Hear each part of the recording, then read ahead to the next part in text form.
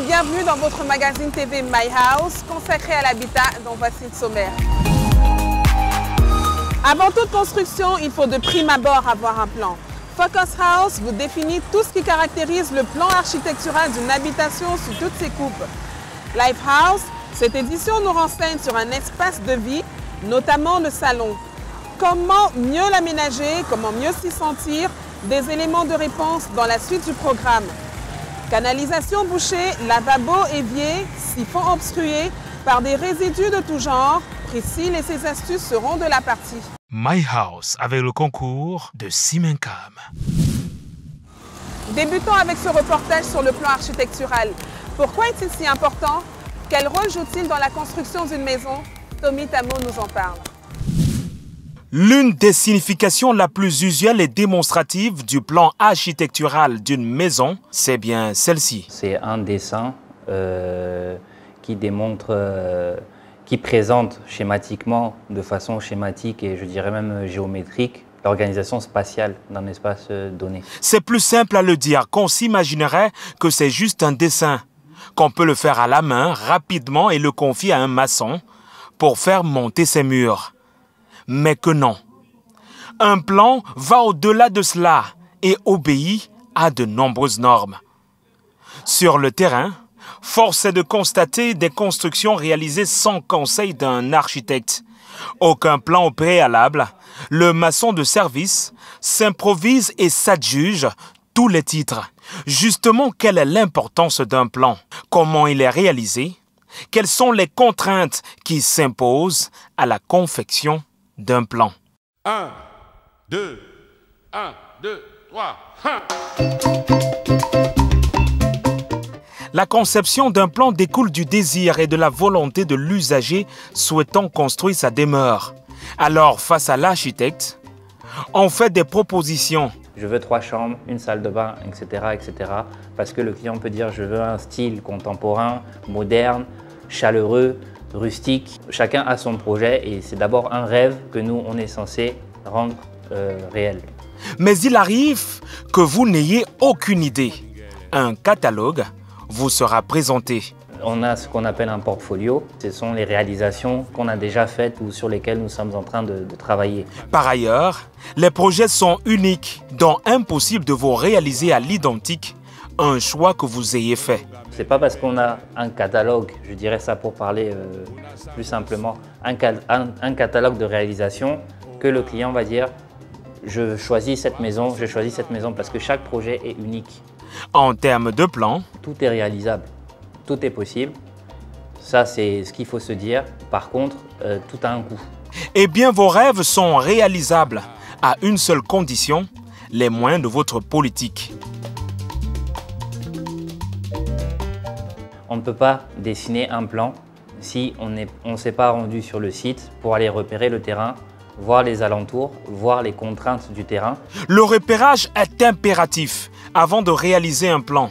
Il permet de prendre en compte les contraintes de l'environnement. Il faut tenir compte de certaines choses comme l'exposition du bâtiment par rapport au soleil, la manière dont sera orienté le bâtiment aussi par rapport au sens des vents pour peut-être créer une ventilation naturelle, sans s'intéresser à la course du soleil, où est-ce qu'il se lève, où est-ce qu'il se couche, au sens du vent, comment on appelle ça? Donc les surfaces exposées de la maison, est-ce qu'il faut la ventilation naturelle?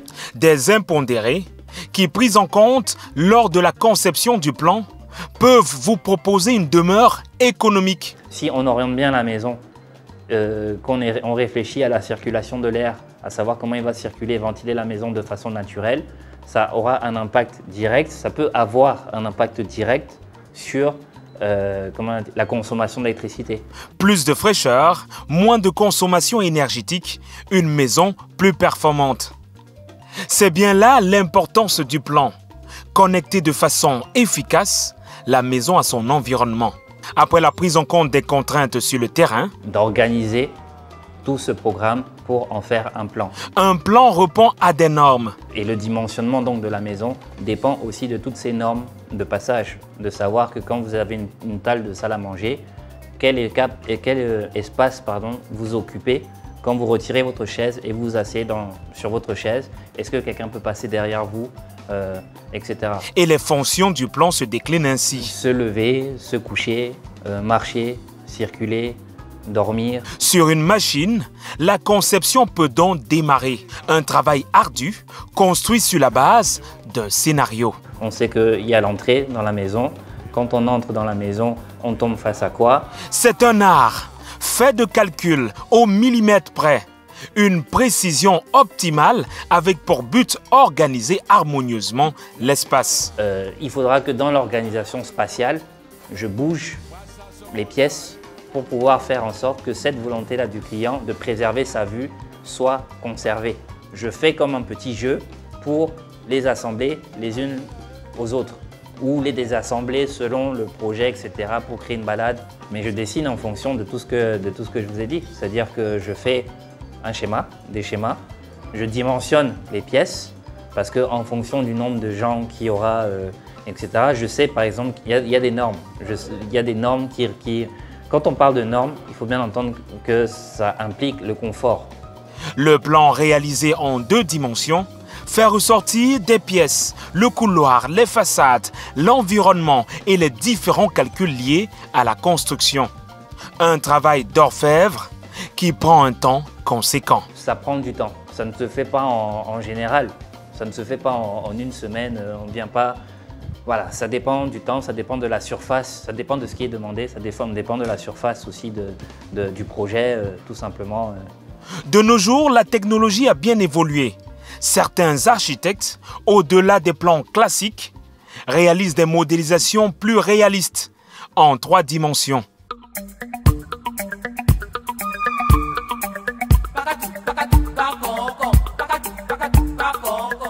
Le plan est un outil essentiel à la construction d'une maison. Elle rend votre domicile plus performant, tout en vous évitant des désagréments. Eh bien, une construction sans un plan peut causer d'énormes risques, celui du confort. On risque déjà de mal habiter, tout simplement. On risque le désagrément. Des mauvais calculs qui peuvent conduire à ce type de constat. J'ai moi-même vécu ou parcouru certains bâtiments ici où les escaliers, par exemple, les marches d'escalier ne sont pas aux normes. Un état de choses qui peut diriger à ce type d'incident. On peut trébucher, se casser le pied, tout simplement. Des exemples de demeures ne respectant pas les normes sont légion. Si vous, après, voulez faire rentrer votre canapé dans une pièce, mais que vous avez une porte qui est mal dessinée ou qui n'est pas donc aux normes, mais justement, vous n'aurez pas toute la surface de dégagement pour pouvoir le faire passer, etc. D'où l'importance d'avoir un plan.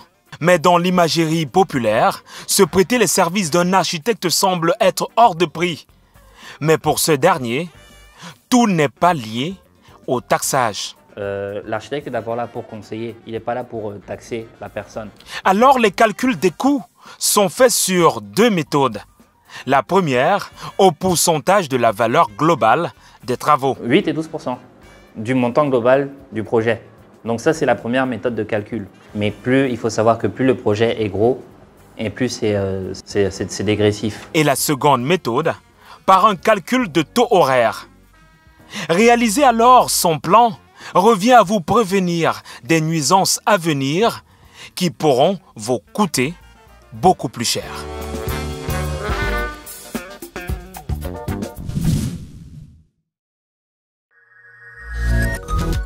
Plus qu'un cimentier ordinaire, Cimencom se présente aujourd'hui comme un apporteur de solutions dans le domaine de la construction, grâce à ses innovations, notamment Sabito Construction. Découvrez Sabito Construction, une application qui vous explique tout sur la construction, notamment des conseils sur l'acquisition d'un terrain, un calculateur intégré pour une meilleure évaluation de votre cahier des charges, une documentation prérequise telle qu'un permis de bâtir, des recommandations diverses sur le matériel et le ciment à choisir en fonction des étapes de votre chantier.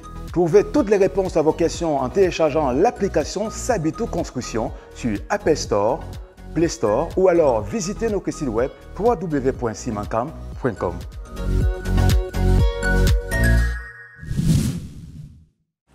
En famille, entre amis et même en cavalier solitaire, le salon demeure le cocon douillet pour de bons moments. Cet espace garde de nombreux secrets que nous vous dévoilerons dans cet élément. Les goûts et les couleurs, ça ne se discute pas. Mon salon, je pense que ça doit être moyen. Mais en termes de superficie du salon, il y a des règles. L'aménagement de cette pièce-là correspond quand même à certaines règles. Et si on prenait un exemple concret? Tout le monde s'y retrouve pour manger, pour passer du temps, pour regarder la télé, pour passer le moment en famille. L'une des descriptions qui sied mieux au salon, c'est certainement celle-ci. Oui, le salon, c'est la pièce la plus sollicitée de la maison, voilà, parce que c'est celle où tout le monde se retrouve. Un espace de vie qui, dans les usages de la construction chez nous, s'obtient par défaut. En l'absence très souvent d'un plan, c'est en dernier recours qu'on pense au salon. C'est une pièce qui s'obtient par défaut dans l'agencement de la maison. Et obtenu un peu comme un résidu d'espace. Les gens, ils ont mis la priorité sur leur chambre à coucher. Et le salon et la cuisine sont ce qui sort après. Le salon étant l'une des premières pièces en vue à la maison, son dimensionnement ainsi que son aménagement obéit à certaines règles. Des règles qui, elles, sont respectées, concourent à rendre cet espace de vie un lieu agréable. Tout démarre par l'organisation du mobilier dans l'espace et ses contraintes. Il y a déjà quelques règles. Là, ça va dépendre de la forme de votre salon. Comment est-ce qu'il est organisé? Est-ce que lorsqu'on rentre, on tombe directement dans la pièce salon? Est-ce qu'on a un sas avant et tout ça? Voilà, donc l'idéal est d'éviter que la porte d'entrée tombe sur la table à manger. Pour l'architecte d'intérieur, la première règle, c'est celle-ci. La première chose à faire, c'est de poser le canapé. Il est l'élément principal. C'est à partir de la position du canapé que vous définissez le reste. Surtout prendre en compte le fait que les meubles doivent être proportionnels à l'espace. Faire un bon choix de mobilier et par ailleurs... un bon choix de matériaux, de couleurs et de lumière. C'est trois éléments extrêmement importants pour avoir une bonne ambiance et avoir un certain bien-être lorsqu'on est dans l'espace salon. Prenons le cas des couleurs. Un aspect important, tant sur le visu que sur l'ambiance que vous souhaitez donner à votre maison. Alors il est conseillé d'éviter des melting pots. Oui, ça veut dire un mur vert, l'autre rose, l'autre bleu, l'autre jaune, le plafond violet, voilà, des choses comme ça. Il faut qu'il y ait une certaine logique. Néanmoins, on peut colorer, mais ça doit être quelque chose de vraiment pensé, de très subtil et c'est assez délicat. Donc si vous êtes dans le doute, allez-y sur des choses relativement simples. Voilà, donc utilisez des couleurs qui sont apaisantes. Et en termes de couleurs apaisantes, ce panel vous est proposé. Des couleurs apaisantes, vous avez des gammes pastels de couleurs. Voilà, vous avez par exemple des gris très clairs, vous avez des bleus très clairs, vous pouvez aller vers des couleurs beige. Voilà, ça c'est des couleurs très atténuées, très légères, qui n'agressent pas. Quant aux couleurs sombres, si votre pièce n'est pas très éclairée, évitez les couleurs sombres au niveau des murs. Le plafond, vraiment, gardez le blanc dans la mesure du possible. Les matériaux ou la matière qui constitue vos meubles dépendent du flux de personnes censées côtoyer le salon. Si vous êtes voilà, quelqu'un qui vit seul, qui est assez solitaire, voilà, vous pouvez vous permettre certains tissus. Parce que faut savoir que les tissus, c'est quelque chose qui se nettoie difficilement. Ça se salit facilement, ça se nettoie difficilement. Donc.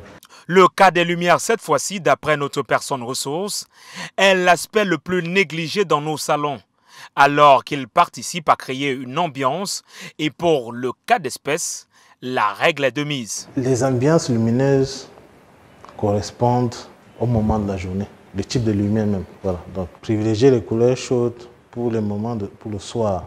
C'est des couleurs qui apaisent. Évitez les éclairages directs. Pour ceux qui aiment bien les tapis, je déconseillerais d'avoir le tapis sur toute la surface du salon. Et optez pour les tapis ayant une taille qui peut faire entrer tous vos meubles.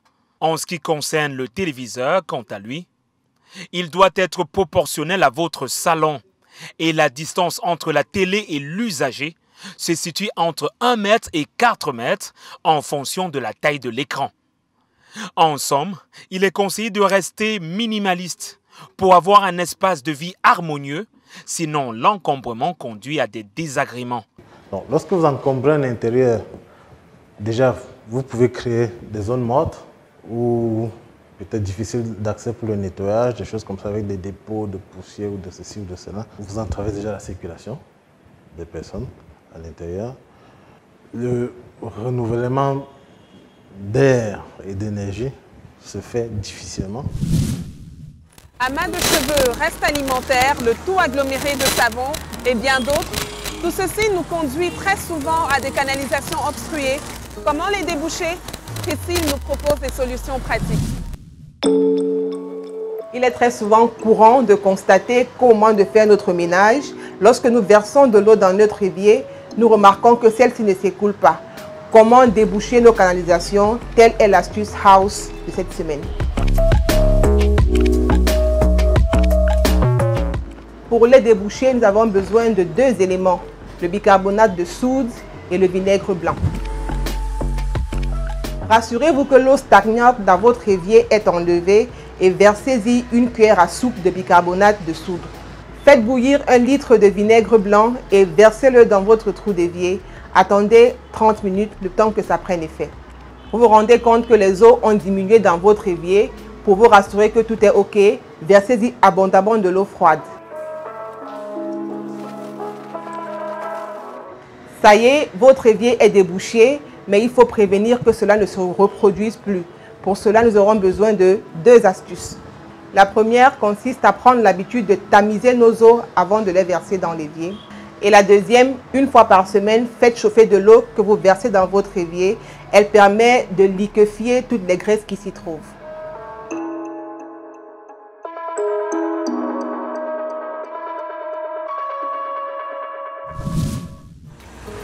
My House, stop et fin. À la prochaine édition pour de nouvelles informations sur l'univers de l'habitat.